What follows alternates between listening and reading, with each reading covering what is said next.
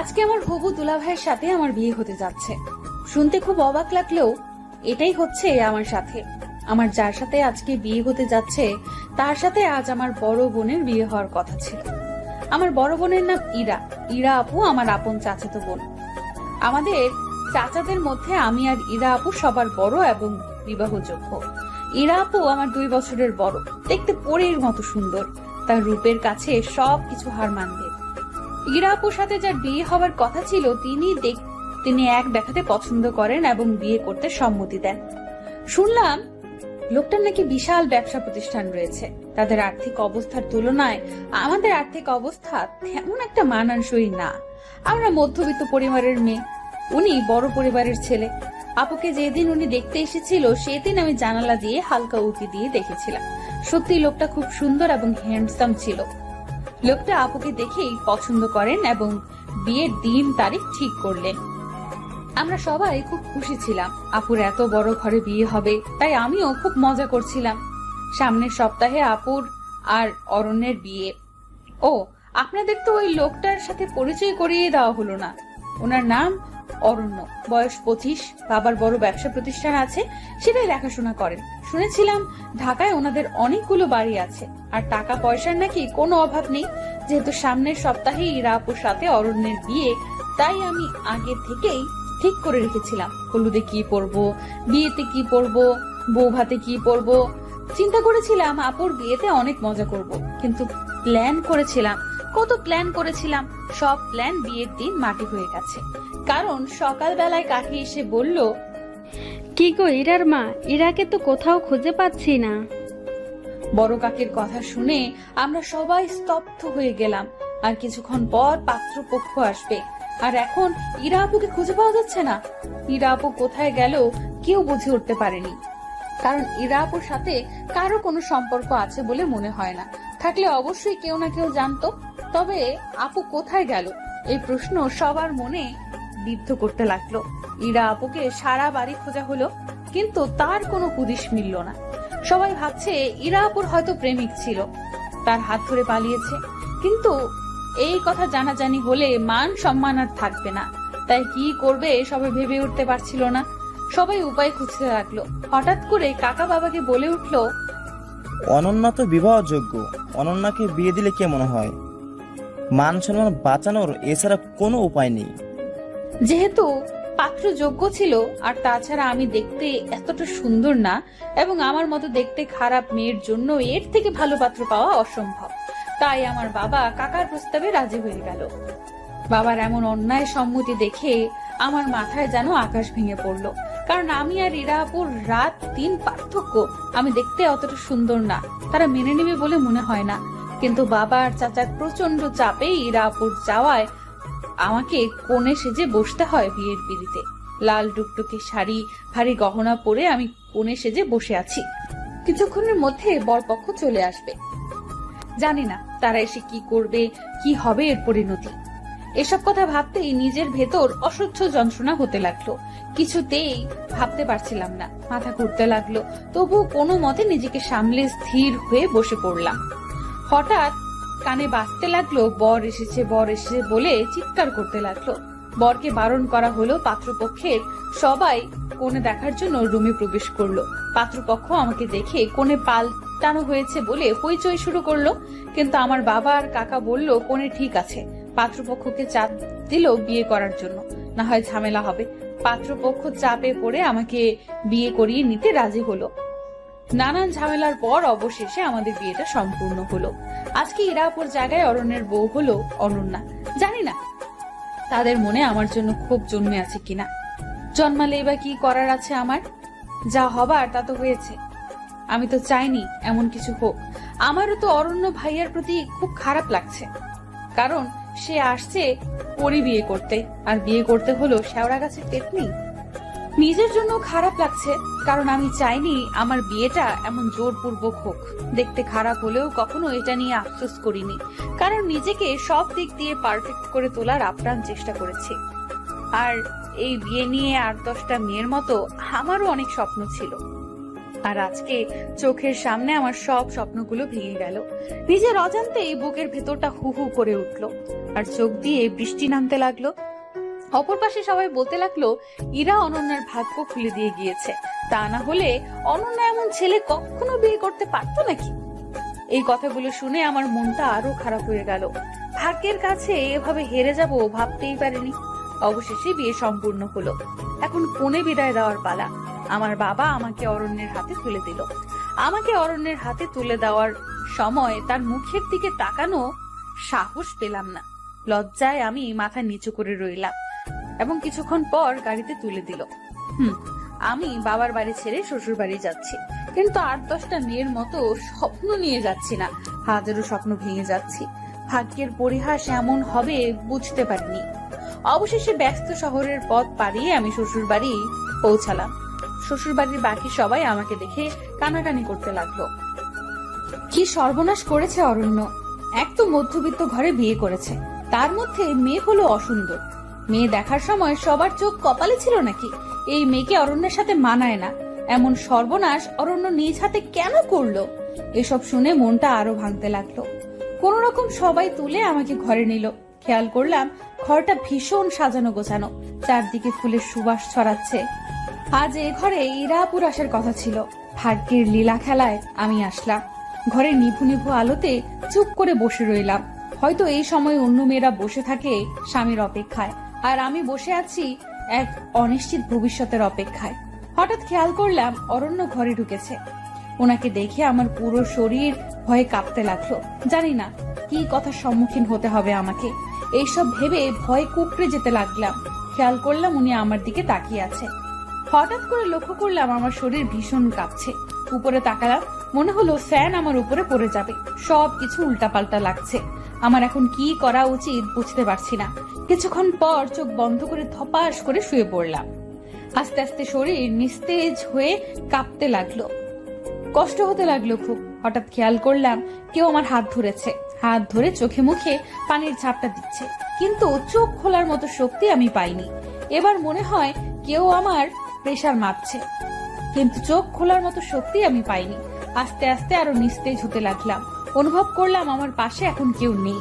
নিজেকে খুব অসহায় মনে হলো। কিছুক্ষণ পর খেয়াল করলাম কেউ আমার মুখে কিছু একটা দিয়ে বলতেছে, এই যে আপনি এটা খেয়ে নিন, আপনার প্রেসার খুব নেমে গিয়েছে, একটু কষ্ট করে খান, হা করুন। কথাগুলো শোনার পর হা করার মতো শক্তি পাচ্ছি না। কোনোভাবে নিজের মধ্যে শক্তি সঞ্চার করে হা করলাম। খেয়াল করলাম মুখে পানি দিছে, পানিটা মিষ্টি। বুঝতে আর বাকি রইল না চিনির পানি। তাই নিজের মধ্যে শক্তি জুগিয়ে পানিটা খেলাম। খাওয়ার পর একটু ঝিম ধরে শুয়ে রইলাম। এবার শরীরে কিছুটা শক্তি পাচ্ছি, চোখটা খোলার মতো। চোখ খুলে লক্ষ্য করে দেখলাম অরণ্য আমার পাশে বসে আছে কিছু খাবার নিয়ে। একটু তাড়াহুড়ো করে বসতে নিলাম। উনি আমাকে বললেন, ওনার কথা শুনে মনে মনে বললাম, সকাল থেকে আমার উপর দিয়ে যা গেছে এরপর গলা দিয়ে খাবার নামে নাকি? তবে আমি অনেক খেতে পারা একটা মেয়ে, সারাদিন কিছু না কিছু খেতাম। সত্যি বলতে এই মুহূর্তে আমার পেটে প্রচুর ক্ষুধা লেগেছে, তাই সামনে পোলাও রোস্ট দেখে লোভ সামলাতে পারলাম না। সামনে পেয়ে খেতে লাগলাম। হঠাৎ করে খাবার গলায় বাঁধলো। উনি আমার সামনে একটা গ্লাসে পানি ধরলো। আমি পানিটা নিয়ে এক নিঃশ্বাসে খেয়ে ফেললাম। উনি আমাকে কি ভাবছে সেটা আমার দেখার প্রয়োজন মনে করছি না। আমি আমার আপন মনে খেতে লাগলাম। খাবার শেষ করে আমি রিল্যাক্স মুডে শুয়ে পড়লাম, আর উনি খাবার প্লেটটা টেবিলের উপর রাখতে গেল। যাক, লোকটাকে ততটা খারাপ ভাবছি ততটা খারাপ না, এটা ভেবে মনটা শান্ত হলো। কিন্তু হুট করে উনি বললেন, আপনি কি ঘুমিয়ে পড়েছেন? না ঘুমালে আপনার সাথে একটু কথা ছিল। আমি নড়ে চড়ে বসলাম। না, আমি ঘুমাইনি। কেন, কি বলবেন বলুন? উনি এবার গম্ভীর গলায় বললেন, সত্যি বলতে সবার চাপে পড়ে আমি আপনাকে বিয়ে করেছি। আমি আপনার বোন ইরাকে প্রথম দেখাতে ভালোবেসে ফেলেছি। সেই জায়গায় আপনাকে কেন জানি না, চাইলেও মানতে পারছি না। আপনাকে আমি আঘাত দিয়ে কথাটা বলতে চাইনি। আমি সোজা সাপটা ছেলে, যা বলি সরাসরি। না মানারও একটা কারণ আছে। আশা করি আপনি যথেষ্ট বুদ্ধিমতী আর সে কারণটা বুঝতে পেরেছেন। ওনার কথাগুলো শুনে কেন জানি তেমন কোনো খারাপ লাগলো না। কারণটা আর কি হবে? কারণটা হলো আপু সুন্দর, আমি অসুন্দর। আমি তো আগেই বুঝেছিলাম আমার বিয়েটা 8-10টা মেয়ের মতো হয়নি, তাই ওনাকে জবাব দিলাম আপনাকে জোর করে আমাকে মানতে হবে না। আমি নিজেও চাইনি আমার এইভাবে বিয়ে হোক। বিয়ের দিন ইরা আপুকে কোথাও খুঁজে পাওয়া যাচ্ছিল না, কোথায় গেল কেউ বলতে পারলো না। আর আপুর কোনো রিলেশন ছিল এটা কারো জানা ছিল না। এই সময় কি করবে কেউ বুঝে উঠতে পারেনি। আর ওই বাড়িতে আমি ছাড়া বিবাহযোগ্য আর কোনো মেয়ে ছিল না, তাই সবার জোরাজুরিতে আমি রাজি না হয়ে পারলাম না। আমি জানি ইরা আপুর তুলনায় আমি কিছুই না, আপু সুন্দর আমি অসুন্দর, কিন্তু এটা নিয়ে আমার কখনো আফসোস হয়নি। আমি নিজেকে সব সময় পারফেক্ট ভাবে গড়ে তোলার চেষ্টা করেছি, কিন্তু ভাগ্যের কাছে এভাবে হেরে যাব বুঝতে পারিনি। আপনি চিন্তা করবেন না, আমি কখনো জোর করে কিছু করব না। সময়টা একটু পার হতে দিন, আপনি চাইলে আমাকে ডিভোর্স দিয়ে দিবেন। আমার কথা শুনে উনি বেশ চমকে গেলেন। উনি হয়তো আশা করেননি আমি এমন কিছু বলবো।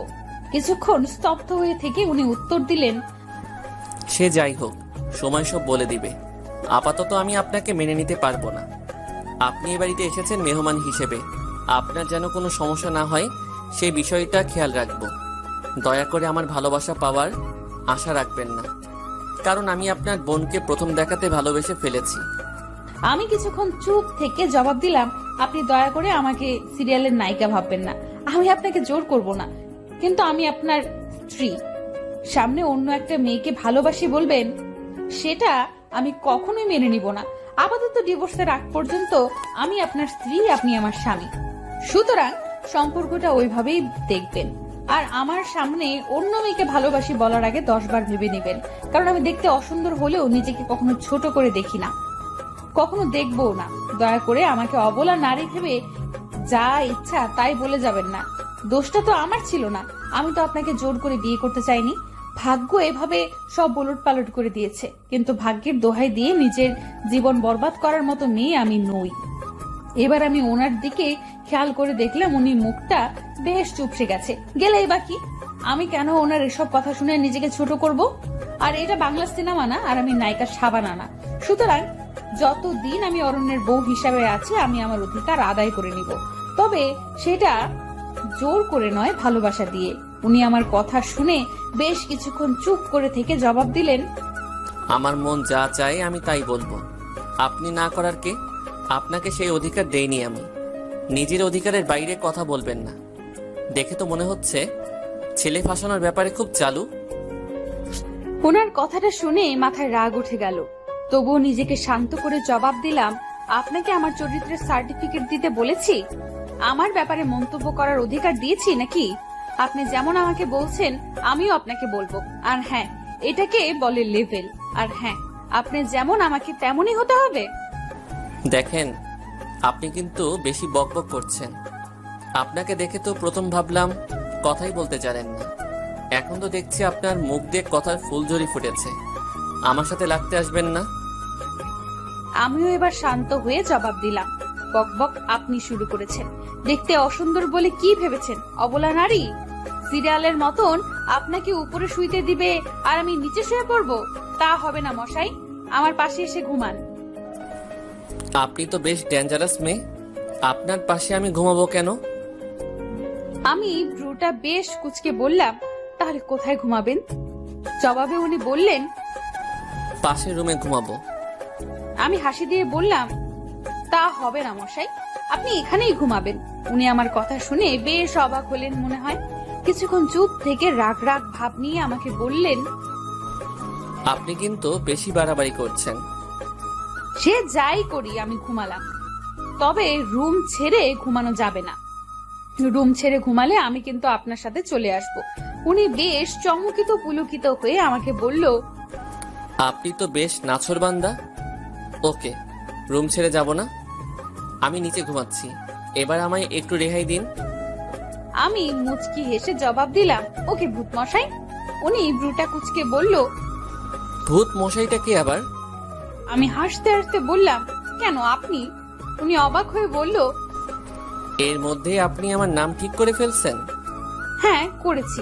উনি বিরক্ত হয়ে জবাব দিলেন, আপনি সত্যি পাগল একটা মেয়ে, সেটা কি আপনি জানেন?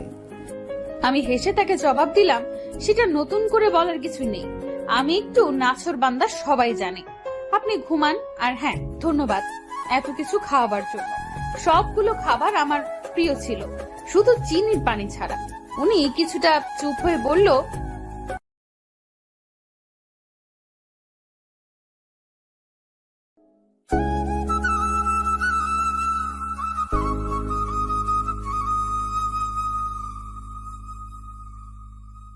আমি হেসে তাকে জবাব দিলাম, সেটা নতুন করে বলার কিছু নেই। আমি একটু নাছর বান্দা, সবাই জানে। আপনি ঘুমান। আর হ্যাঁ, ধন্যবাদ এত কিছু খাওয়াবার জন্য। সবগুলো খাবার আমার প্রিয় ছিল, শুধু চিনির পানি ছাড়া। উনি কিছুটা চুপ হয়ে বলল, দোহাই লাগে, এবার চুপ হন, আমাকে ঘুমাতে দিন। আমি হাত দিয়ে মুখ চেপে ইশারা দিলাম ঘুমান। এরপর উনি ঘুমিয়ে পড়লেন। আপনারা হয়তো আমার এর আচরণ দেখে অবাক হচ্ছেন, আমি এমন কেন করলাম।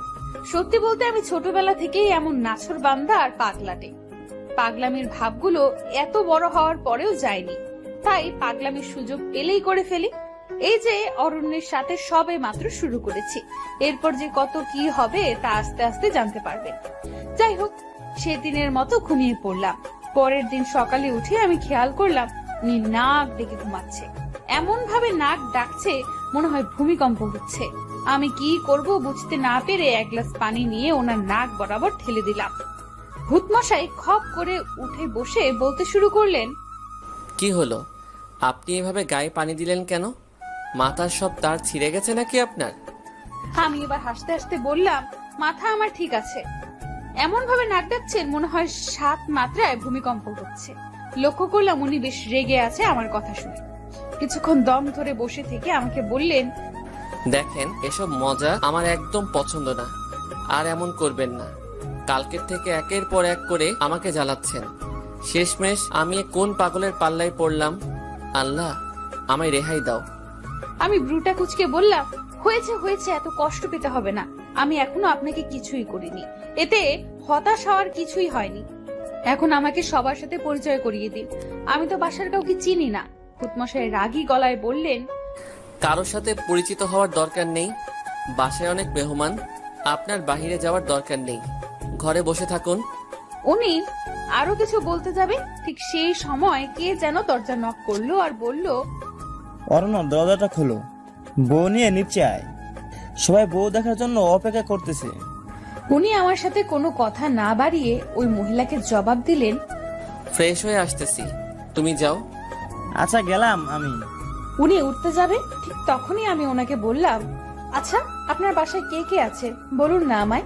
এবার উনি রেগে গিয়ে বললেন, আপনার এত কিছু জানতে হবে না, অতিথি হয়ে আসছেন, সময় মতো চলে যাবেন। বাসায় কে আছে এটা জেনে আপনার কি হবে? ওনার কথাগুলো শুনলে গা জ্বলে যায়, কিন্তু আমিও নাছর বান্দা, যতক্ষণ না বলবে আমি ওনাকে উঠতে দিব না। এরপর আমি বললাম, আপনি না বললে আপনাকে উঠতে দিব না, আগে বলেন কে কে আছে। বলবো না কে কে আছে? কি করবেন আপনি? আপনি একরোখা হলেও আমি আপনার চাইতে বেশি একরোখা। আমি কিছুই বলবো না। আমি গলা একটা কাশি দিয়ে বললাম, বলতে হবে না, যান ওয়াশরুমে যান। উনি আমার হার মানা দেখে বেশ খুশি হলো, কিন্তু যখন ওয়াশরুমে যেতে লাগলো আমি পাটা বাড়িয়ে দিলাম। আমার পায়ে ওনার পা লেগে হোঁচট খেয়ে পড়ে গেলেন। তখন তিনি বললেন, আপনি ইচ্ছে করে এমন করেছেন? ইচ্ছে করে এমন করেছেন কেন বলেন? আমি মুচকি এসে বললাম, কোথায়, আমি কিছু করিনি। আপনি বলেননি তাই শাস্তি পাচ্ছেন। যদি এবারও না বলেন তাহলে আপনার জন্য আরো অনেক কিছু অপেক্ষা করছে। এবার ভেবে দেখুন কি করবেন। উনি বেশ ভালো করেই বুঝতে পারলেন আমি আসলে একটা নাছর বান্দা, তাই আরো কিছু ঘটার আগেই বললেন, আমার পরিবারে বাবা, মা, আমি আর আমার বড় বোন আছে। বাবা বিদেশে থাকে সব সময়, আর মা দেশে থাকে, প্রায় সময় অসুস্থ থাকেন। আর বড় বোন স্বামী নিয়ে লন্ডন থাকেন। একটু আগে যে মেয়েটা ডেকে গেলেন উনি আমার বড় বোন। আর আমার বাবা আমার বিয়েতে আসেনি, উনি সব সময় ব্যস্ত থাকেন। আচ্ছা আচ্ছা, তাহলে আপনার বাসায় রান্না করেন কে? উনি রাগ করে বললেন, এটাও কি আপনার জানতে হবে? আমি এবার ভাব মাখা মুখ নিয়ে বললাম, হ্যাঁ ভূতমশাই। উনি মুখটা বাঁকিয়ে উত্তর দিলেন, বাবুর্চি রান্না করে। এবার আমাকে ওয়াশরুমে যেতে দিন। আপনিও রেডি হন, বাসার সবাই নিচে অপেক্ষা করছে। পারলে একটু ভালো করে সেজে যাবেন, না হয় মান সম্মান আর থাকবে না। বিয়ে তো করেছেন ফাঁসিয়ে, সেটা তো আর কেউ বুঝবে না। সুতরাং একটু গুছিয়ে যাবেন নিচে, পরে সময় আর সুযোগ মতো আলাদা হয়ে যাব আমরা। আশা করি বুঝতে পারছেন। কথাটা শুনে বুকের ভেতরে কাঁপতে লাগলো। যতই হোক উনি এখন আমার স্বামী, কোনো মেয়ে চাইবে না যে তার ডিভোর্স হোক। খারাপ লাগলেও নিজেকে সামলে ভূতমশাইকে জবাব দিলাম, আমি এসব ময়দা মেখে নিচে যেতে পারবো না। আমি যেমন ওই রকমই যাব। কে কি বললো তাতে আমার কিচ্ছু যায় আসে না। ময়দা মেখে নিজের সৌন্দর্য বাড়ানোর কোনো ইচ্ছে নেই আমার। আশা করি বুঝতে পারছেন। উনি এতক্ষণে বেশ ভালোই বুঝতে পারছেন যে আমি খুব নাছোড়বান্দা। তাই উনি শুধু বললেন, আপনার যা ইচ্ছে করুন, যেভাবে ইচ্ছে ওইভাবেই নিচে যান, আমার তাতে কিছু যায় আসে না। কথাগুলো বলে ওয়াশরুমে ঢুকে গেলেন। এর মধ্যেই আমি খেয়াল করলাম সারা ঘর অগোছালো হয়ে আছে। তাই ঘরটা গোছানো শুরু করলাম। আলমারি থেকে ওনার কাপড় বের করে বিছানায় সাজিয়ে রাখলাম, যাতে করে ওয়াশরুম থেকে এসেই হাতের নাগালে উনি সব পেয়ে যায়।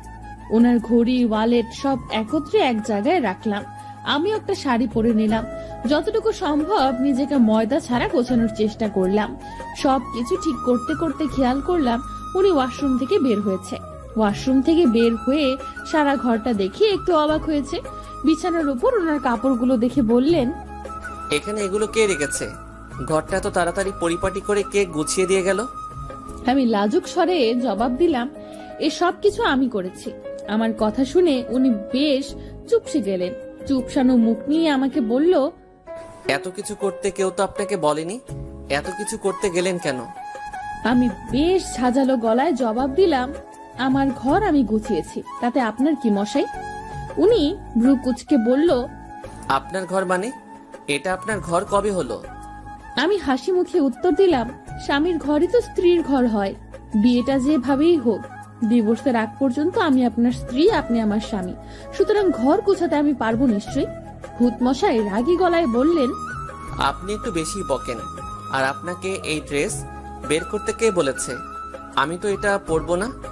আমার কাছে এটা ভালো লেগেছে তাই এটা বের করেছি। এটা পড়লে আমি খুশি হব। উনি এবার গম্ভীর একটা মুড নিয়ে জবাব দিলেন, আপনার খুশিতে আমার কিছু আসে যায় না। করছেন তো ফাঁসিয়ে বিয়ে, আবার অধিকার ফলাতে আসছেন। লজ্জা হওয়া উচিত আপনার। এই কথাটা শুনে বুকের ভেতরে হু হু করে কষ্টের সাইরেন বেজে উঠল। চোখের কোণে হালকা মেঘও জমতে শুরু করলো। তবুও নিজেকে অনেক শক্ত করে ওনাকে বললাম, আপনার ইচ্ছে মতো পরে নিন, সমস্যা নেই। তারপর উনি ওনার পছন্দ মতো একটা ড্রেস পরলেন। কিন্তু আমিও কম নাছোড়বান্দা না। এর শাস্তি ওনাকে পেতেই হবে। কি করে কি করা যায় বেশ ভাবতে শুরু করলাম। ভাবতে ভাবতে একটা চিন্তার আকাশে হাবুডুবু খেতে লাগলাম। হঠাৎ করে ভূত মশাইয়ের তুরির শব্দে চিন্তার ঘোর কাটলো। ভূত মশাই তুরি বাজাতে বাজাতে বললেন, এই যে আপনি উপরে তাকিয়ে কি দেখছেন? না তেমন কিছু না, কি হয়েছে বলুন। আপনি আর কোনোদিন আমার অনুমতি ছাড়া আমার আলমারিতে হাত দিবেন না, বুঝছেন? আমি কথাটা শুনে বেশ হেসে লুটিপুটি খাচ্ছিলাম। লুটিপুটি খেয়ে তুরি বাজাতে বাজাতে বললাম, ও হ্যালো, আলমারিতে হাত দিতে অনুমতি লাগে নাকি? আমাকে জ্ঞান দিতে আসবেন না, আমি অন্যায় কিছু করিনি। উনি বেশ বিরক্ত হয়ে আমাকে বললেন, আপনি সত্যি পাগল একটা মেয়ে। আপনার মাথার তার সব ঢিলা। আমি আবার হাসতে হাসতে বললাম, ভূতমশাই একটু ভুল বলে ফেলেছেন। উনি ওনার বিরক্তি মাখা মুখ নিয়ে প্রশ্ন করলেন, কি ভুল শুনি? আমি হাসি দিয়ে বললাম, আমার মাথার তার ঢিলা না। তো আপনার মাথার তার কি? আমার মাথার তার তো সব ছিঁড়া। এবার খেয়াল করলাম ওনার মুখে বিরক্তির মাত্রা বেশ বৃদ্ধি পেয়েছে। বিরক্তি মাখা মুখ নিয়ে বললেন, দোহাই লাগে, এবার চুপ করুন। আপনার বকবক থামান, এবার নিচে চলুন, আমাকে মুক্তি দিন। আমি আমার শাড়ির আঁচল নাড়াতে নাড়াতে বললাম, চলুন। এরপর দুজনে নিচে গেলাম। নিচে যাওয়ার পর খেয়াল করলাম সবাই আমার দিকে কেমন ভাবে তাকাচ্ছে। আর আমাকে দেখে বলছে, অরণ্যের কপালে চোখ ছিল নাকি? এমন একটা মেয়ে কেউ বিয়ে করে আনে নাকি? তার উপর মেয়ের পরিবার বেশি ধনী না। কি দেখে অরণ্য এই মেয়েকে বিয়ে করলো আল্লাহ জানে। একের পর এক সবাই এইসব কথা শুনে আমার মনটা ভীষণ খারাপ হতে লাগলো। সবাই শুধু আমার বাহ্যিক সৌন্দর্য নিয়ে সমালোচনা করছে, আমার ভেতরটা বোঝার চেষ্টা করলো না। ভেতরের মানুষটা কেমন আমি সেটা কেউ জানার প্রয়োজন মনে করলো না। হুট করে খেয়াল করলাম আমার শাশুড়ি মা এসেছেন। সবাই শাশুড়ি মাকে দেখে চুপ হয়ে গেল। শাশুড়ি মা এসে আমাকে দেখে বলল, তোমার নাম কি মা? আমি চট করে ওনাকে সালাম করে বললাম, আমার নাম অনন্যা। উনি হাসি দিয়ে বললেন, বাহ, খুব সুন্দর নাম। আমি মাকে বললাম, মা আপনি এদিকে এসে বসেন। মা, আপনি অসুস্থ শরীর নিয়ে কষ্ট করে এখানে আসলেন কেন? ডাক্তার আপনাকে বেড রেস্ট দিয়েছে, এই শরীর নিয়ে এখানে আসার কি দরকার ছিল? আপনি বললে আমি আপনার রুমে চলে যেতাম। আমি আপনার রুমটা চিনলে সকালে উঠে আমি আপনার রুমে চলে যেতাম, কিন্তু আপনার রুমটা চিনি না। তাছাড়া এই বাড়িতে আমি নতুন, তাই চিনতে পারিনি। চিনলে আমি চলে যেতাম। মা, কষ্ট হয়নি তো আসতে? উনি এক রাশ হাসি দিয়ে বললেন, আমার মাটা দেখি অনেক সুন্দর করে কথা বলে। আমার মাটা যেমন রূপবতী তেমন গুণবতী। মায়ের মুখে রূপবতী কথাটা শুনে যেন নিজের চোখে অঝরের বৃষ্টি নামতে লাগলো। জীবনে প্রথম আমাকে রূপবতী বলল কেউ। নিজেকে সামলাতে অনেক চেষ্টা করলাম, কিন্তু জানি না কেন আবেগটা সামলাতে পারলাম না। তাই মাকে ধরে হু হু করে কেঁদে কেঁদে বললাম, মা আপনি আমাকে রূপবতী বললেন? আমাকে আজ পর্যন্ত কেউ রূপবতী বলেনি। আপনার মুখে রূপবতী কথাটা শুনে কেন জানি না আবেগটাকে সামলাতে পারলাম না। শাশুড়ি মা আমার মাথায় হাত বুলিয়ে দিয়ে বললেন, সবাই তোমার বাহিরের রূপটা দেখেছে, কিন্তু ভিতরের রূপটা কেউ দেখেনি। তোমার ভিতরের রূপটা যদি কেউ দেখতো তাহলে সবাই তোমাকে রূপবতী বলতো। আমি যে তোমার ভিতরের রূপটা উপলব্ধি করতে পেরেছি, যার কারণে তুমি আমার কাছে সবচেয়ে রূপবতী। আমি আমার মেয়ের মুখে সব শুনেছি বিয়ের ব্যাপারে। শোনো মা, আমার ছেলে তোমার কপালে ছিল, তাই তোমার সাথে বিয়ে হয়েছে।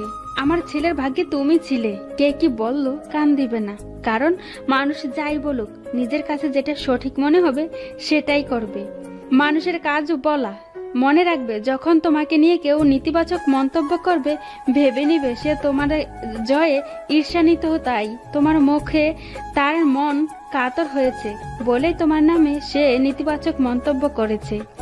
জীবন চলার পথে অনেক বাধা আসবে, লক্ষ্য স্থির রেখে সামনে এগিয়ে যেতে হবে। মানুষের কথায় কান দিয়ে নিজের লক্ষ্য থেকে বিচ্যুতি হবে না। মায়ের কথাগুলো শুনে মনে আরো ভরসা পেলাম। মাকে জড়িয়ে ধরে আবেগে আরো কাঁদতে শুরু করলাম। মা আমার মাথায় হাত বুলিয়ে বললেন, পাগলিটা কাঁদছে কেন? শোনো মা, আজকে রাতের পর থেকে বাড়িটা ফাঁকা হয়ে যাবে। নীলাও চলে যাবে রাতের ফ্লাইটে লন্ডনে। বাড়িতে আমি, তুমি, অরণ্য ছাড়া কেউ থাকবে না। প্রতিদিন বাবুর্চির রান্না খেতে খেতে বিরক্ত হয়ে গিয়েছি। আমি জানি আমি এবার চিন্তামুক্ত, কারণ আমাকে আর বাবুর্চির রান্না খেতে হবে না। আমার বৌমা আমাকে সব রান্না করে খাওয়াবে। কিরে মা, খাওয়াবি না? আমি চোখে পানি মুছতে মুছতে বললাম, কেন পারবো না? এত ছোট একটা আবদার পালন করতে পারবো না মেয়ে হয়ে? তাহলে আমি তোমার কেমন মেয়ে? চিন্তা করো না, আমি সব গুছিয়ে নেব। আমাকে শুধু বুঝিয়ে দিও আর দোয়া করো। উনি হাসতে হাসতে বললেন, সে তো অবশ্যই। চারপাশে এ সময় বেশ নিস্তব্ধতা বিরাজ করছে। সবাই চুপ হয়ে গেছে। খেয়াল করলাম আমার ভূত মশাই আমার দিকে আলোর মতো চুপসানো মুখ নিয়ে হা করে তাকিয়ে আছে। আমিও এই সুযোগে নিজেকে একটু পাগলামি থেকে বিরক্ত রাখতে পারলাম না। সুযোগ বুঝে ভূত মশাইকে চোখ টিপুনি দিলাম। ভূত মশাই আমার চোখ টিপুনি দেখে একটু নড়ে চড়ে দাঁড়ালো। আমি ভূত মশাইয়ের দিকে মনোযোগ সহকারে মায়ের দিকে তাকিয়ে বললাম, মা এবার ঘরে চলুন। বেশিক্ষণ এভাবে থাকা ঠিক হবে না। আপনি আমার সাথে ঘরে চলুন আর আমাকে আপনার ঘরটা চিনিয়ে দিন, যাতে করে পরে যেতে আমার অসুবিধা না হয়। মা হাসতে হাসতে বললেন, চল আমার সাথে চল। আমি মাকে নিয়ে ঘরে গেলাম। এবার মা আমার হাতটা ধরে বললেন, দেখো মা, অরণ্য বেশ সরল সোজা সাপটা স্বভাবের ছেলে। তুমি অরণ্যকে ভালো রেখো, তুমি তাকে কখনো কষ্ট দিও না। আমি মায়ের হাতটা চেপে ধরে বললাম, মা বিয়েটা যেভাবেই হোক না কেন আমি এখন অরণ্যের স্ত্রী। অরণ্যের ভালো মন্দের বিষয়টা আমি মাথায় রাখবো। আপনি শুধু আমার জন্য দোয়া করবেন। মা আবার আমার মাথায় হাত বুলিয়ে দিয়ে বললেন, দোয়া করি অনেক সুখী হও। মায়ের আদর মাখা স্পর্শ নিয়ে বের হলাম রুম থেকে। মায়ের রুম থেকে বের হয়ে দেখলাম ভূত মশাই এক জায়গায় স্থির হয়ে দাঁড়িয়ে আছে। এই সুযোগ আমার প্ল্যানটা কাজে লাগানোর। আমি একটু কোক মুখে নিয়ে ভূত মশাইয়ের কাছে গিয়ে জোরে হাসি দিলাম আর সব কোক ওনার গায়ে ফেললাম। উনি বেশ লাফিয়ে উঠে বললেন, আমি ভালো করে জানি আপনি ইচ্ছে করে এমন করেছেন। কেন করেছেন এমন? আপনি আমার সাথে এমন করেন কেন? মাকে তো দেখলাম খুব হাত করে ফেলছেন। ফাঁসানোর ব্যাপারে আপনি অনেক বড় ওস্তাদ। মাকেও ফাঁসিয়ে দিয়েছেন। সে আমি যা ইচ্ছা করি, আপনার কি? যান ড্রেসটা চেঞ্জ করে আগের ড্রেসটা পরে আসেন, যেটা আমি পছন্দ করে দিয়েছি। আমার কথা শুনেননি তো, তাই এমন হলো। মাঝে মাঝে বউয়ের কথা শুনতে হয়, নয়তো এমন অনাকাঙ্ক্ষিত ঘটনা ঘটতে পারে। এ কথা শোনার পর ওনার আর বুঝতে বাকি রইল না আমি ইচ্ছে করে এমন করেছে, কিন্তু ওনার মুখে এখন তেমন রাগের ছাপ দেখতে পেলাম না। তবুও মুখটা একটু বেঁকিয়ে জবাব দিলেন,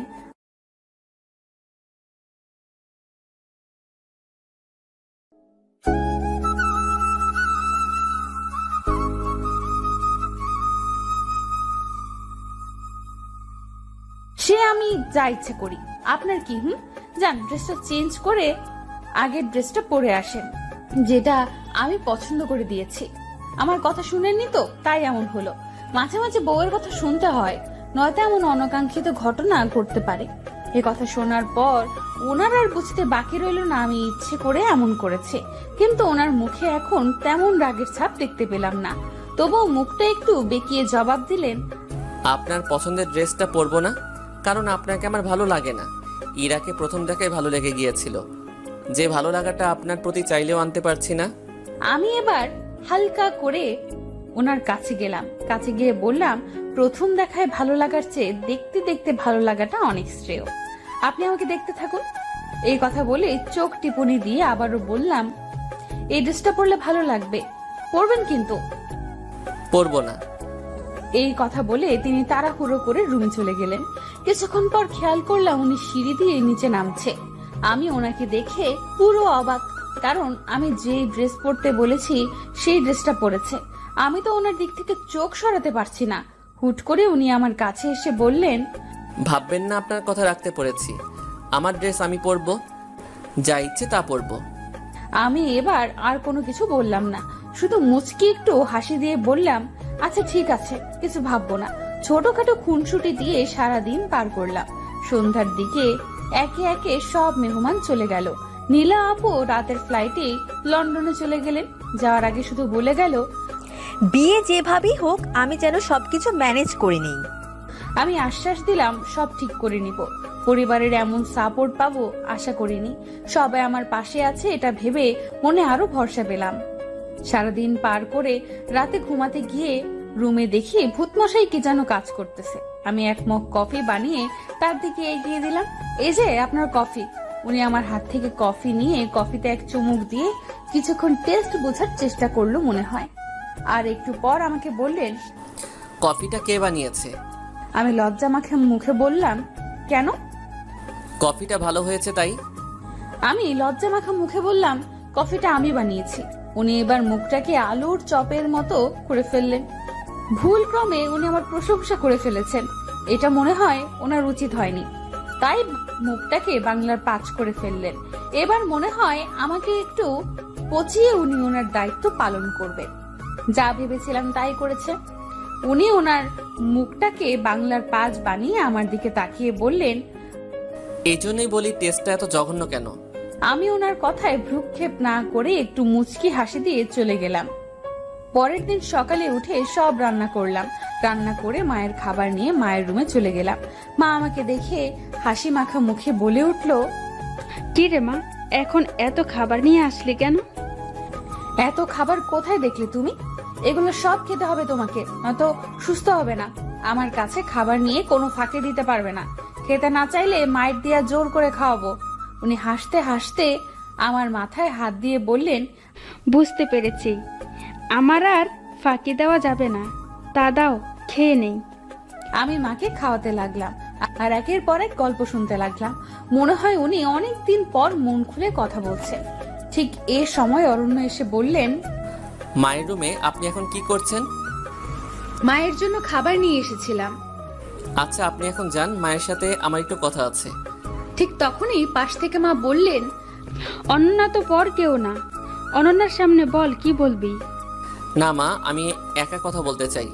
আমি আর কিছু না বলে মায়ের পাশ থেকে উঠে চলে আসলাম। কিছুক্ষণ পর উনি কথা শেষ করে খাবার খেতে আসলেন। আমি খাবারগুলো খেতে দিলাম। খেয়াল করলাম গপ গপ করে খাবার খাচ্ছে। এরপর আমি বললাম, আরে মশাই আস্তে খান, সব শেষ হয়ে গেলে আবার রান্না করবো নাকি? মানে এগুলো কে রান্না করছে? লাজুক মুখে জবাব দিলাম, এগুলো সব আমি রান্না করেছি। এই জন্যই বলি এত জঘন্য কেন? কথাটা বলে উনি খেতে লাগলেন। আমি তখন বললাম, জঘন্য খাবার এভাবে খাচ্ছেন? ভালো খাবার হলে কিভাবে খেতেন? আমার কথাটা কানে তুললেন না মনে হয়, খেয়ে যাচ্ছে। এবার ওনাকে বললাম, এই যে শুনছেন, হ্যাঁ, কি বলবেন বলুন। আমি একটু বাইরে যেতে চাই, কিছু জিনিস কিনতে হবে, রান্নার জন্য কিছু সবজি লাগবে। আমি গেলে মন মতো কিনে আনতে পারতাম। আপনি গেলে যান, কিন্তু কি দিয়ে যাবেন? আমি গাড়িটা নিয়ে যাব। গাড়ি থাকলেও ড্রাইভার নেই। ড্রাইভারের স্ত্রী অসুস্থ, তাই ছুটি নিয়ে বাড়ি গিয়েছে। আপনি কিভাবে যাবেন? আমি মুচকি হেসে বললাম, সেই গাড়ির চাবিটা আমাকে দিয়ে যান, আমি একাই চলে যেতে পারবো। উনি অবাক হয়ে বললেন, একা চলে যেতে পারবেন মানে? গাড়িকে চালাবে? কেন, আমি চালাবো। আমার এই কথা শুনে এবার উনি বেশ চমকে উঠলেন। আমার মুখ থেকে উনি এমন কথা আশা করেনি হয়তো। তারপর আমাকে জিজ্ঞেস করলেন, আপনি গাড়ি চালাতে পারেন? আমি হাসতে হাসতে বললাম, হ্যাঁ পারি। অসুন্দর বলে নিজেকে কখনো ছোট ভাবিনি। সবকিছু শেখার চেষ্টা করেছি, নিজেকে পারফেক্ট ভাবে গড়ে তোলার চেষ্টা করেছি। আমার কথা শুনে উনি কিছুক্ষণ আমার দিকে তাকিয়ে রইলেন এবং বললেন, আচ্ছা, আমি চাবি দিয়ে যাব। তারপর উনি আমাকে চাবি দিয়ে চলে গেলেন। আস্তে আস্তে দিন কাটতে লাগলো, অরণ্যের সাথে খুনসুটিগুলো বাড়তে লাগলো। খেয়াল করলাম অরণ্য অনেক পরিবর্তন হতে লাগলো। এর মধ্যে হুট করে একদিন অরণ্য অফিস থেকে এসে আমাকে বলতে লাগলো, আপনি একটু তাড়াতাড়ি রেডি হন, আপনাকে নিয়ে একটা জায়গায় যাব। অরণ্যের এমন কথা শুনে আমার মনটা খুশিতে নাচতে শুরু করলো। কিন্তু অরণ্য আমাকে কোথায় নিয়ে যাবে জানার জন্য মনটা ছটফট করতে লাগলো। তাই নিজের আবেগ আর সামলাতে পারলাম না। অরণ্যকে জিজ্ঞেস করলাম, আপনি আমাকে কোথায় নিয়ে যাবেন? অরণ্য বেশ রাগ গলায় বলল, আপনাকে রেডি হতে বলেছি, আপনি রেডি হন। এত কিছু জানতে হবে না, একটু বকবক বেশি করেন, এত বকা ভালো না। যান, রেডি হয়ে আসুন। আমি মুখটা কাচুমাচু করে যেতে লাগলাম। উনি পেছন থেকে ডেকে বললেন, শুনেন। আমি হাসি দিয়ে পেছন ফিরে বললাম, হ্যাঁ বলেন, কোথায় যাব আপনি বলবেন? উনি আরেকটু গম্ভীর গলায় জবাব দিলেন, আপনার মাথায় আসলে গোবর। আমি বলার আগে বকবক করে যাচ্ছেন। আমি কোথায় যাব সেটা বলার জন্য ডাকিনি। আমি মন খারাপ করে ওনার দিকে তাকিয়ে বললাম, তাহলে কেন ডেকেছেন? আমি ডেকেছি এজন্য আজকে একটা শাড়ি পরবেন। হঠাৎ শাড়ি পরবো কেন? আমি বলেছি তাই পরবেন। আপনি বললেই পরতে হবে? আমি পরবো না। আপনাকে পরতেই হবে। বলছি তো পরবো না। উনি রেগে গিয়ে বললেন, আপনার যা ইচ্ছে তাই করেন। এই কথা বলে উনি চলে গেল। আমারও ওনাকে রাগাতে পেরে খুব ভালো লাগতেছে। এখন কি করব, শাড়ি পরবো নাকি কিছুই মাথায় আসছে না। আজকে ভূতমশাই আমাকে কোথাও নিয়ে যাবে, কেন জানি না। ভূতমশাই এই কয়েকদিনে অনেক পাল্টে গিয়েছে। এখন আর আমাকে আগের মতো কষ্ট দিয়ে কথা বলে না। তার এই পাল্টানো দেখে আমি খুব খুশি। যাই হোক, আলমারি খুলে শাড়ি দেখতে লাগলাম কোনটা পরবো। এত শাড়ির মধ্যে কোন শাড়ি পরলে ভূতমশাই খুশি হবে? দেখতে দেখতে আলমারির সব শাড়ি খাটের উপর রাখলাম। ভূতমশাই আমার কাছে এসে বলল, আপনি এখনো রেডি হননি? খাটের উপর শাড়ির মেলা বসিয়েছেন, এত শাড়ি খাটের উপর রাখছেন কেন? আমি তোতলাতে জবাব দিলাম, না মনে হয় না, মানে। কি না মানে করছেন? স্পষ্ট করে বলেন কি হয়েছে। এমনিতে তো কথা একটাও মাটিতে পড়ে না, এখন এভাবে তোতলাচ্ছেন কেন? ঠিক করে বলেন কি হয়েছে। না মানে, আমি মুখটা একটু অসহায় ভাব নিয়ে বললাম, না মানে। আবার না মানে শুরু করেছেন। সত্যি বলতে আমি কোন শাড়ি পরবো ঠিক বুঝতে পারছি না। আপনি যদি একটু ঠিক করে দিতেন ভালো হতো, আমার রেডি হতে সুবিধা হবে। উনি মুচকি হেসে আমাকে বললেন, একটু ওইদিকে যান। সামান্য শাড়িটা ঠিক করতে পারছেন না কোনটা পরবেন? সবকিছু তো বলার আগে করেন। আজ এমন কি হলো, শাড়ি পছন্দ করতে পারছেন না? না মানে। থাক, আপনাকে আর না মানে করতে হবে না। দেখতে দিন শাড়িগুলো। আমি একটু সরে পাশে গিয়ে বসলাম। উনি আমার পাশে এসে বললেন এবং সব শাড়ি থেকে একটা শাড়ি হাতে নিয়ে বললেন, আপনি বরং কালো শাড়িটা পরুন, পরলে ভালো লাগবে। কালো শাড়ির কথা বলাতে আমার মনের ভেতর কেমন করে উঠলো, কারণ আমি ফর্সা না তাই। এরপর আমি ওনাকে বললাম, আমি তো ফর্সা না, তাই আমাকে কালো শাড়ি মানাবে বলে মনে হচ্ছে না। কালো শাড়িতে আরো কালো লাগবে আমাকে, একদম পেতনি মনে হবে। আপনি আমাকে অপমান করার জন্য এমন বলছেন তাই না? উনি আমার কথায় মনে হয় বেশ বিরক্ত হলো। হয়তো আমার মুখে এমন কথা আশা করেননি, তাই উনি বিরক্ত মাখা মেজাজে আমাকে বললেন, আপনার মতো সাহসী মেয়ের মুখে এমন কথা মানায় না। মা তো বলেছে সৌন্দর্য ভিতরে থাকে, বাহিরের সৌন্দর্য কোনো সৌন্দর্য না। আপনাকে না হয় আমি ভিতর থেকে দেখলাম, আপনি কালো শাড়িটা পরুন। আপনাকে অপমান করার কোনো ইচ্ছা আমার নেই। আপনার যদি মনে হয় আমি অপমান করার জন্য বলেছি, তাহলে পরার দরকার নেই। এই কথাটা বলে উনি রুম থেকে বের হয়ে গেলেন। আমি এখন কি করব বুঝে উঠতে পারছি না। অবশেষে চিন্তা ভাবনা করে কালো শাড়িটা পরে নিলাম। এই প্রথম আমি কালো শাড়ি পরলাম। কালো ছিলাম বলে কখনো কালো ড্রেস পরিনি। আজকে কালো শাড়িটা পরাতে নিজের কাছে নিজেকে কেন জানি সুন্দর লাগছে। হালকা একটু পাউডার মুখে মেরে দিলাম। হঠাৎ করে খেয়াল করলাম উনি রুমে প্রবেশ করেছে। রুমে প্রবেশ করে আমাকে দেখে বললেন, বাহ, আপনাকে খুব সুন্দর লাগছে। কালো কাজল পরলে আরো সুন্দর লাগবে, সাথে একটা বড় খোপা করলে। আমি কালো, তার উপর কালো কাজল পরলে চোখগুলো আরো কালো দেখাবে। সাদা কালো কোনো ভেদাভেদ নেই, ভেদাভেদ তো মানুষের দৃষ্টি করে। আপনাকে সুন্দর দৃষ্টিতে কেউ দেখলে অবশ্যই তার কাছে সুন্দর লাগবে।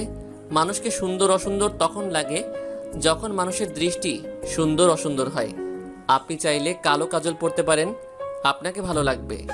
ভূতমশাইয়ের কথাগুলো শুনে মনের ভেতর রোমাঞ্চকর অনুভূতি আসলো। ওনার মুখে এমন কথা শুনে নিজের মধ্যে অসম্ভব ভালো লাগা কাজ করছে।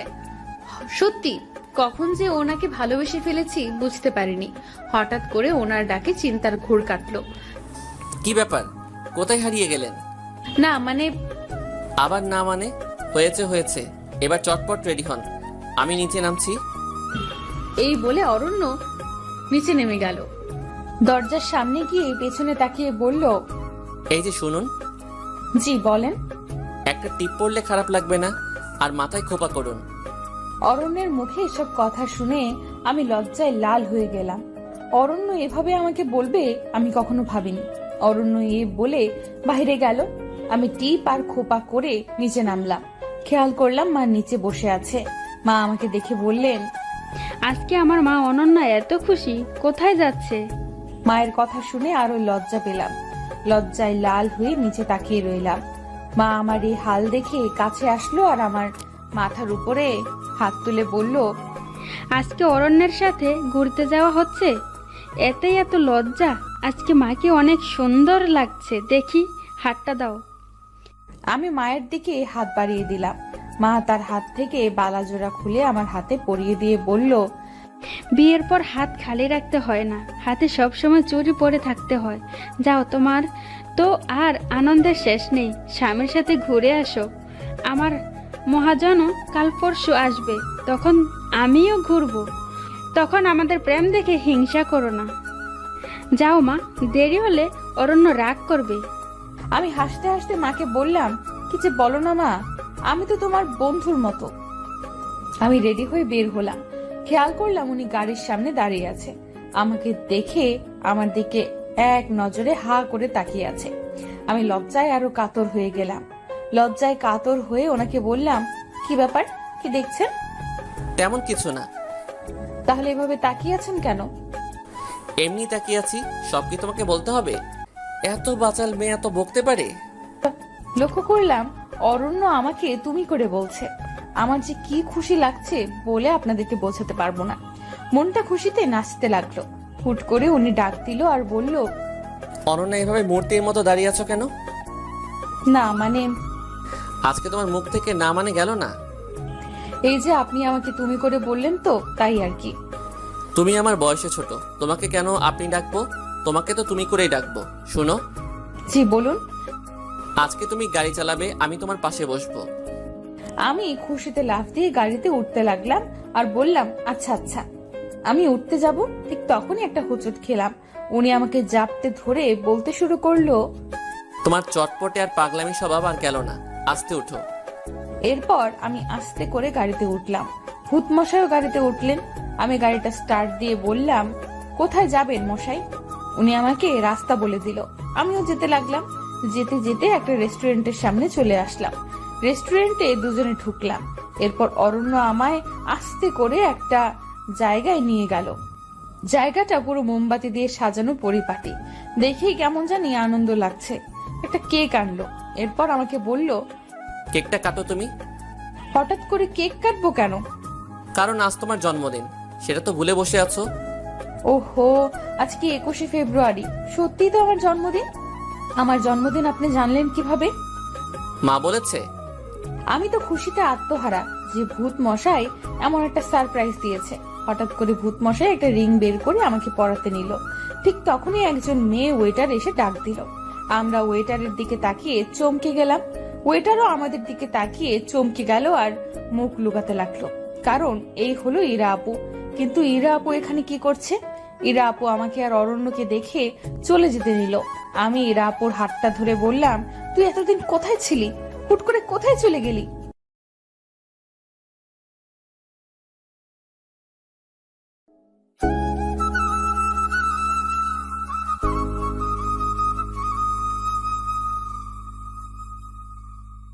কারণ এই হলো ইরা আপু।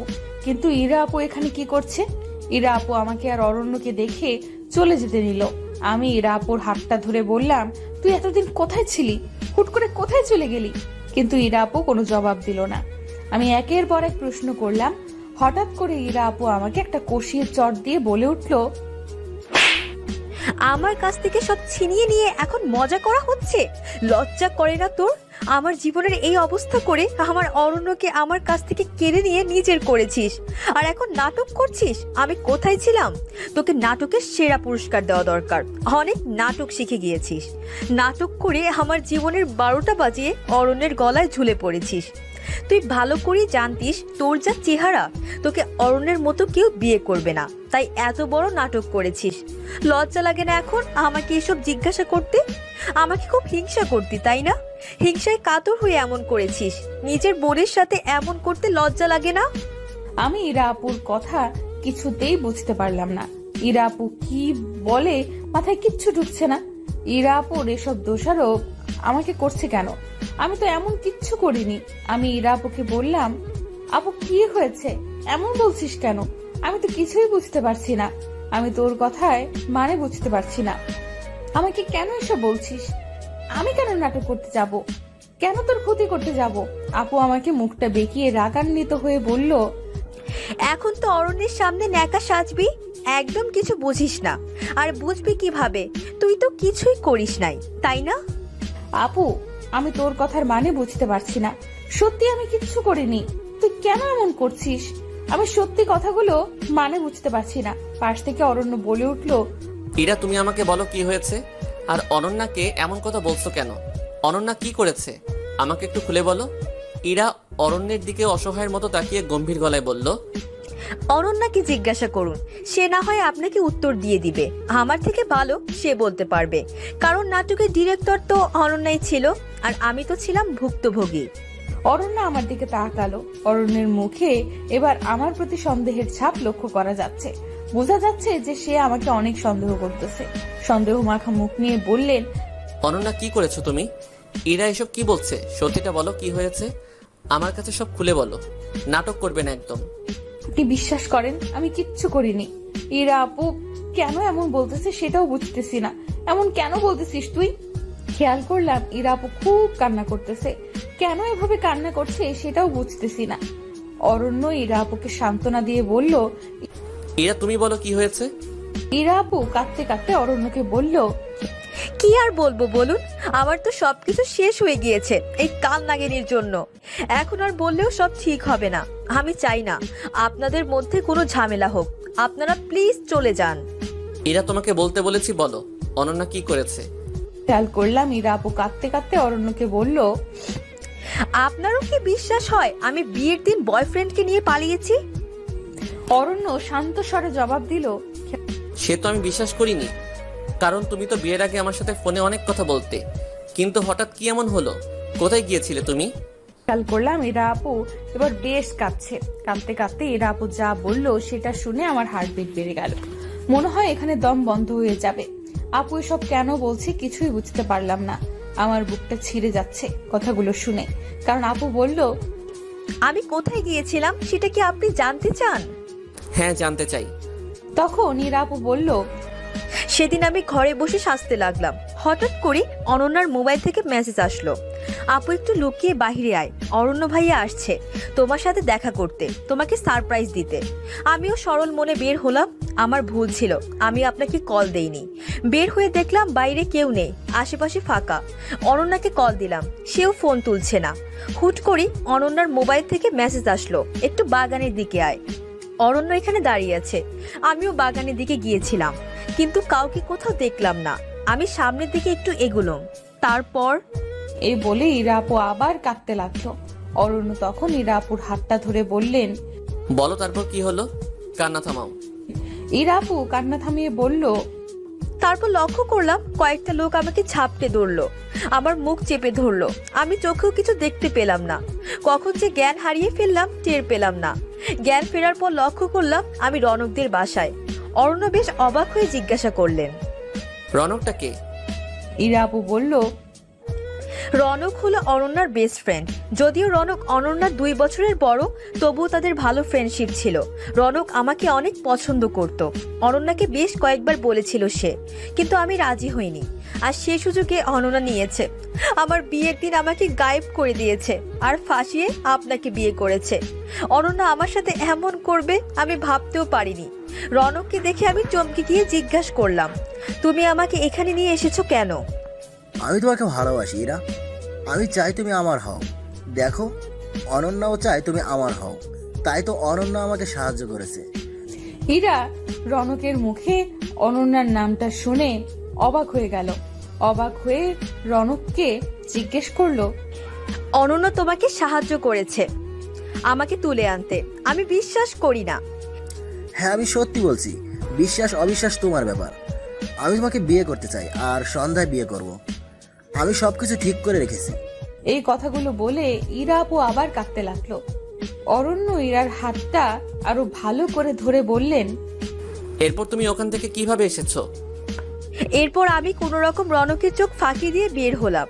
এরপর বাড়ি এসে দেখি আপনার সাথে অনন্যার বিয়ে হয়ে গেছে, আর সবাই ভেবে নিয়েছে আমি পালিয়ে গিয়েছি। সেদিন আমার মুখটা দেখানোর মতো ইচ্ছা আর ছিল না, তাই বাড়িতে আর যাইনি। সরাসরি ফ্রেন্ডের বাসায় চলে যাই। সেখান থেকে একটা কাজ জোগাড় করি, আর এখানে একটা বাসা ভাড়া করে থাকা শুরু করলাম। তুমি একবার আমাকে বলতে পারতে ইরা। কি বলবো আপনাকে, কোন মুখে বলতাম আপনাকে? ততক্ষণে সব শেষ হয়ে গিয়েছিল, অরণ্যার সাথে আপনার বিয়ে হয়ে গিয়েছিল। আমার তো এখানে বলার কিছুই ছিল না। অনন্যা আমার সাথে যা করেছে আমি তো তা করতে পারি না, কারণ অনন্যা আমাকে বোন না ভাবলেও আমি তাকে বোন ভাবি। আমি ইরা আপুর কথা শুনে চিৎকার করে কাঁদতে লাগলাম। আমি কিছুই করিনি। অরণ্য আমার গালে কষি একটা চড় দিয়ে বলে উঠল, তুমি এতটা নীচ আমি ভাবতে পারিনি। সামান্য টাকার জন্য নিজের বোনের সাথে এমন করতে পারলে? লজ্জা করলো না তোমার এমন করতে? আর এখন সবকিছু অস্বীকার করছো? আমি অরণ্যকে হাত জোর করে বললাম, সত্যি আমি কিচ্ছু করিনি, বিশ্বাস করেন আমাকে। ইরা আপু, তুই কেন আমার নামে এমন মিথ্যা কথা বলছিস? কেন অরণ্যের চোখে আমাকে খারাপ বানাচ্ছিস? দেখতে অসুন্দর হতে পারি, কিন্তু আমার মনে উচ্চ আশা ছিল না, টাকা পয়সার মোহ আমার ছিল না। তাহলে কেন এমন বলতেছিস? কি ক্ষতি করেছি আমি তোর? তুই তো আমাকে চিনিস আমি কেমন, তাহলে কেন এমন বলতেছিস?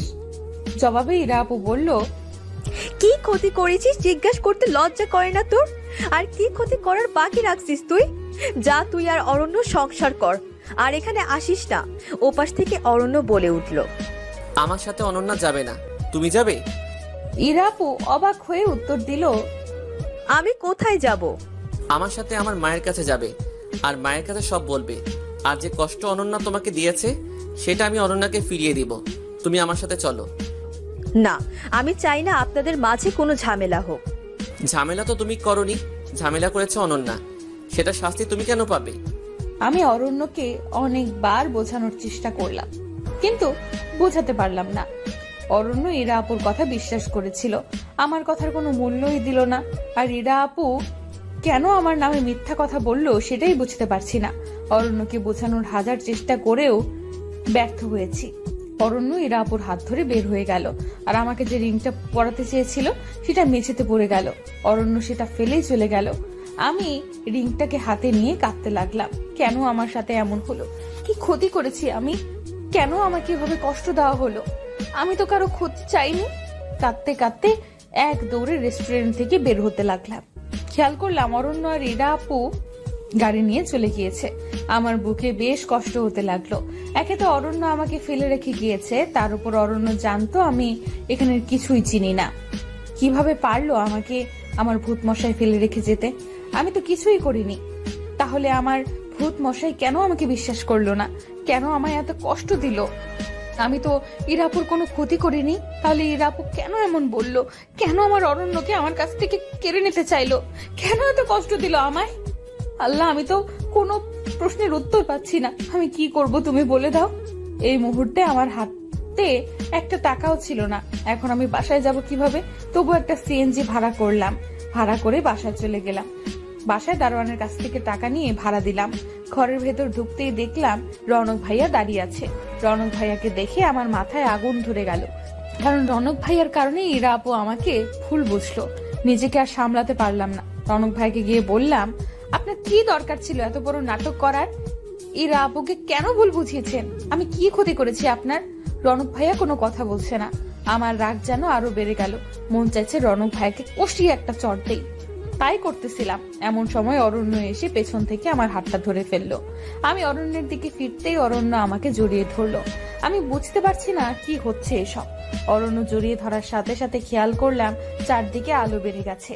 ইরা আপু, রনক ভাইয়া, আমার কিছু বান্ধবীরা বলে উঠলো, হ্যাপি বার্থডে অনন্যা। এখন আর আমার মাথায় কোনো কিছু কাজ করছে না। কি হচ্ছে? আমার মাথাটা খুব ঝিমোতে লাগলো। পরক্ষণেই জ্ঞান হারালাম। জ্ঞান ফেরার পর খেয়াল করলাম অরণ্য আমার পাশে চিন্তামগ্ন হয়ে বসে আছে। আমার জ্ঞান ফেরার সাথে সাথে আমাকে বললেন, ঠিক আছো তো তুমি? কিছু হয়নি তো?